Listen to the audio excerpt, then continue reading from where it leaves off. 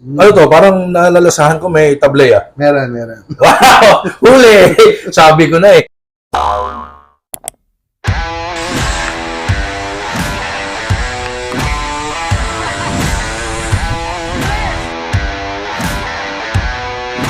Are you ready?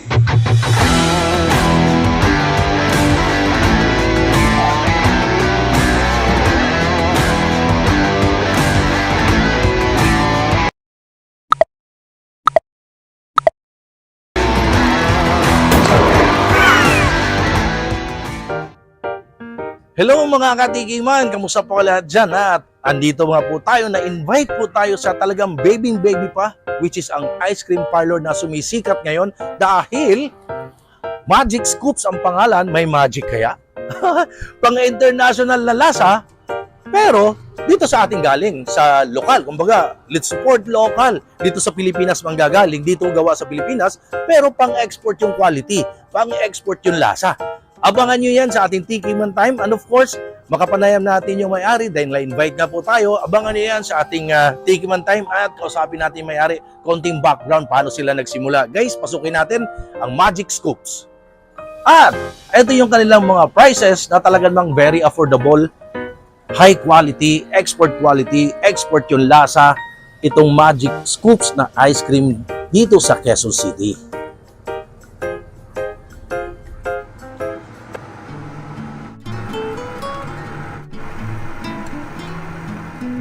Yun no, finally guys, andito na tayo sa loob ng Magic Scoops Ice Cream Parlor. Talaga naman pinag-uusapan ngayon sa Quezon City, although bago pa lang sila sa industriya ng ice cream, pero balita ko, nagmaritis sa akin, ang sarap to ng ice cream nila, pang export quality. At ngayon guys, kasama na po natin ang CEO, Chairman, may-ari ng Magic Scoops dito sa Quezon City, ang talaga sumisikat ngayon na ice cream. At balita ko, may nagmaritis sa akin, pang international lang lasa, pang international lang datingan, pero locally made. Kausapin natin yung may-ari. Hi sir, good morning. Hello, salamat sa pagdalaw. Anong pangalan niyo sir? Ang pangalan ko ay Gerald Grana. I am the owner of Magic Scoops. Wow, parang the owner of Magic Scoops. I heard you're not into food business before. You are a... I'm a former journalist and marketing professional. Kita niyo naman. Journalist, marketing professional. Pero dahil sa pandemya, lahat magagawa. So, konting background ng Magic Scoops. Paano nag-start? Paano nag-come up? So, Magic Scoops nag-start noong 2020, middle ng pandemic. Yun na nga. So, lahat ng pandemic kasi, natutong magluto, natutong mag-business, natutong mag-vlog. Ang daming vlogger lumabas nung panahon ng pandemya. So, tuloy ang kwento, sir. Ayun. So, sa bahay, mag-isa lang ako. Daming ingredients na baka masayang. So, isip ko na mag-experiment at gumawa ng ice cream. Yeah. Doon nag-start yon. So, from there, paano nyo na-ibenta? Pandemic yun. Paano ang pagbentahan nun? So, nung una, ayun, pinatikim ko sa misis ko, sa family, tapos nagustuhan nila. So, yun yung unang test ko. Tapos, yun, pinamigay sa mga kapitbahay, ganyan. Ayun, ganyan talaga di ba? Sa una talaga, ano talaga yan parang palabas talaga yan. Patikim sa pamilya, sa misis, tapos sa mga neighborhood. Ganun talaga yan. Ganun talaga pag na-business. And then, ayun, sinubukan ko ng ibenta siya sa Facebook Marketplace. Doon. Ayun. So, ano yan, 2020 hanggang mga 2021. Tapos, nung 2021, in-apply ko siya sa Food Panda. Tapos, natanggap naman siya. So, this is your first physical store. Yes. Ano bang location nito para lang ng tagapanood natin? Magic Scoops is located at number 54, Matimtiman Street, Teachers Village, Diliman, Quezon City.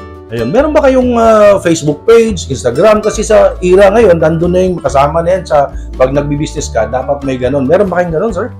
Meron official social media pages kami sa Facebook, Instagram, Twitter, tsaka TikTok. Ayun. Ito naman invite nyo sila, yung mga tagapanood natin na tikman ang Magic Scoops. Kumbaga kasi ang daming ice cream, no? Anong pinagkaiba na nilabas nyo, bagong labas, itong Magic Scoops, anong pinagkaiba sa lahat ng ice cream?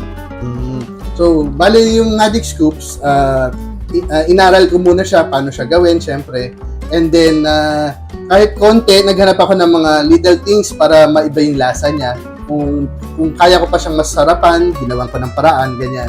So, masyado siyang technical pero kumbaga, sinigurado ko na kahit paano, kahit 0.25%, mas malinamnam, ganun ginawa ko. Ayun. Gaano na ba katagal itong physical store mo dito sa Quezon City, sir? Oo. Nagsimula, mga 1 month pa lang kami dito. 1 month pa lang. Yun ang gusto kong puntahan. Yun ang gusto kong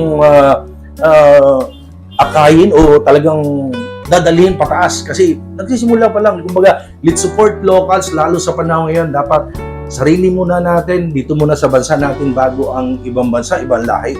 Tulungan natin ang kababayan nating nagnegosyo katulad nitong Magic Scoops, no? Magwa 1 month pa lang, tama po? Ayun, so, baby pa sila. Kaya guys, let's support Magic Scoops. And of course, sir, kayo mismo ang gumagawa ng ice cream nito? Wow. Ako mismo yung nagtimpla at ako mismo yung... Parang ano ka na ngayon, hindi ka na journalist. Chemist ka na. Medyo. Pero ang masarap na pag ice cream maker ka, ang masarap sa pagiging chemist mo, nakakain mo yung ginagawa mo. Yun, no? So, kailangan lang syempre, kahit papaano, meticuloso ka doon sa ilan yung mismong mga ml ng mga ingredients. Mixing lang yan. Mixing, mekos. Yung sabi ng kaibigan natin yun na sumisikat. Ayan. So, dito nyo mismo ginagawa. Bale, may home kitchen ako. May home kitchen. Doon most ng mga ice cream doon ginagawa and then dinadala dito. Pero pag bigla ang kailangan dito gawin, pwede naman din dito. So, guys, abangan nyo yan. Pwede ba natin makita mamaya yung paggawa mo? Pwede. Pwede ba natin tikman? Siyempre naman. Abangan nyo sa ating Tiki Man Time ang talaga namang bagong-bago. Pero, pinag-uusapan ngayon ng Magic Scoops Ice Cream dito sa Quezon City. Abangan nyo yan guys, ang ating Tiki Man Time.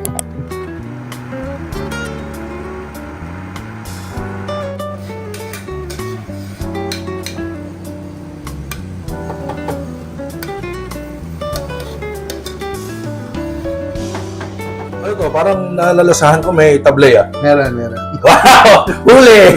Sabi ko na At eto na nga ang pinakaintay ng lahat ng ating Tiki Man Time. Thank you, Sir Gerald.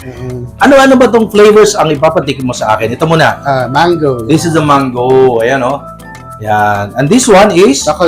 Chocolate. Ayun. Chocolate po yan, Baka maligaw kayo. At ito ay... Ube makapuno.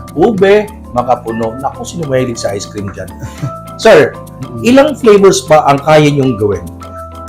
Nag-start yung Magic Scoops nung una na mga 10 flavors lang. Pero right now, we have 24 flavors. Ano yung mga best seller po ninyo?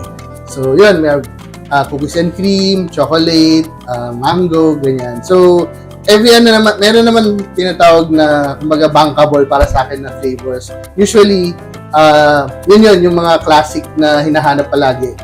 And then every so often, nag-introduce ako ng mga international flavors. Para sa naman ng nanonood sa atin, ano ang pinaka-cheapest price po ninyo dito sa inyong Magic Scoops? Ito ba? Ito size? So how much is this? Ang single serve natin sa open cup is 90 pesos. 90 pesos? But of course, puno. Yes. Puno siya. And then, meron din iba na, lalo na yung may mga additional ingredients, 100. So, konti lang naman tinaas. Ano yung additional ingredients? Depende sa flavor. So, for na 10. Not bad. Merong flavors na technical na maraming ingredients. Yung mga... so, yun yung medyo mas mahal ng konti. Pero the rest naman, hanggat kaya kong i-maintain yung 90, bine-maintain ko siya. The highest price, how much? Sa scoop, 100. 100. So, yun lang. Ayun ganito. Pint. Yung pint, 16 ounces yan.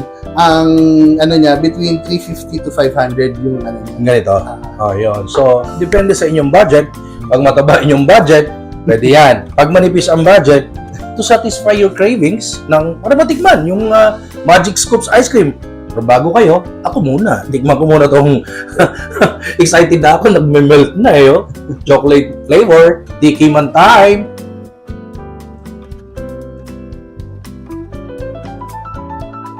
Wow! Purong-puro yung, yung chocolate. Ano to? Parang nalalasahan ko may tableya. Meron. Wow! Huli! Sabi ko na eh. Kasi, pure na pure yung chocolate niya. Parang anong dun nga yung kapit na kapit yung lasa nung tableya, which is yung pure cacao, pure chocolate. Nandun siya eh. Galing ha? Tsaka 35% less sugar siya. Wow! Bagay na bagay sa mga diabetic, tulad ng mga tito, mga tita. Or nagbabawas lang ng sugar levels. Ang sarap ng chocolate. Ito, isa sa mga recommend ko dito. This time, tikman natin. Mango flavor nila. Wow. Mango, mangga, hinog ka na ba? Tikman natin.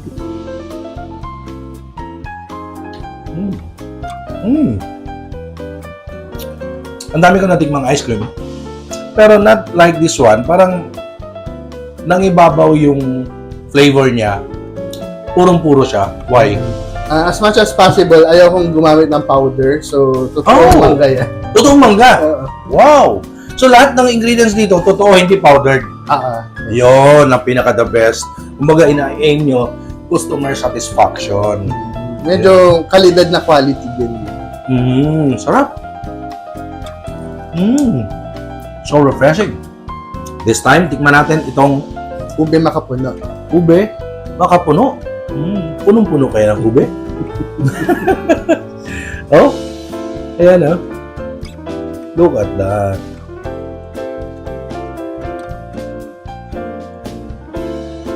Wow. Ang daming makapuno. Tsaka yung ube parang buo-buo pa siya. Totoo. So, ilang flavors po ang nandito sa physical store mo everyday? Okay. So, sa physical store ngayon, we have around 10 flavors. So, sa scoop size, This one? merong ube makapuno, Rocky Road, coffee, salted caramel, strawberry, tsaka mango. Ngayon, sa sa 8-ounce size, meron naman ako Choco Chip Swirl, chocolate, cookies and cream, tsaka triple Ang nuts. dami lahat yan available? Yes, available. Sipag niyo gumawa ng ice cream. Magkano yung ganito size? Yan, 180. So, doble size. kasi Double dito. size siya. Ang sarap. Grabe, ayaw kong tigilan. And soon, magkakaroon ako ng Japanese and Korean inspired flavors. Mga matcha, red bean. Talaga? Pinapalipas ko lang itong Christmas season kasi syempre, gusto ko rin magkaroon ng Christmas, Nako. inspired. Handa ka na ba? Kasi I'm sure, pag napanood din na to, susugurin yan ng mga ka-breaks natin, mga katropa dyan natin na mahilig mag-tiki man tayo. Kasi ang tao ganun ngayon eh. One ride lang, motor lang, pag nag-food trip yan, may bagong ice cream doon, yung Magic Scoops. Handa ka na ba dyan? Marami ba yan? Ready naman. Ayun, ang importante doon. So, sir, again, invite niyo po sila na talagang tikman ang inyong pinagmamalaking. Kasi, guys, siya yung owner, siya gumagawa, siya lahat. Mag-isa lang siya dito. So, please do support Magic Scoops Ice Cream here lang sa Teachers Village sa Quezon City. Sir, any message pa? Last message? Yun. So, if you're looking for a good alternative sa ice cream, kung medyo nag-asawa na kayo sa current flavors na nakikita nyo sa market, I invite you to try Magic Scoops. So, we're located at number 54, Matingkiman Street, Teachers Village, Diliman, Quezon City.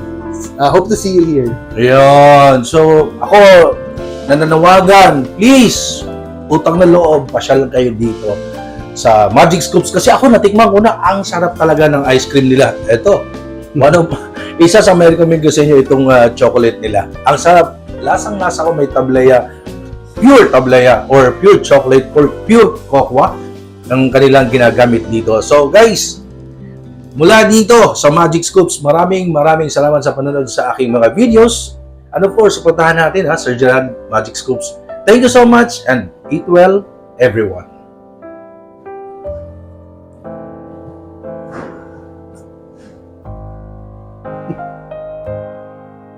Natunaw na eh. Pag natunaw na siya, milkshake na siya. Milkshake na. Tayo sa loob ng Magic Scoops Ice Cream. Gerald, thank you ha. Thank you for having me here. And God bless, good luck sa business mo. And I hope sana maging maraming ice cream parlor ang Magic Scoops. Thank you, thank you. Thank you. Balik ka. Sure. Hi sa lahat ng ating viewers. Please subscribe kay Noel Vlogs. And please click the notification button para ma-notify kayo pag may mga bago siyang video tungkol sa chicha. Ingat!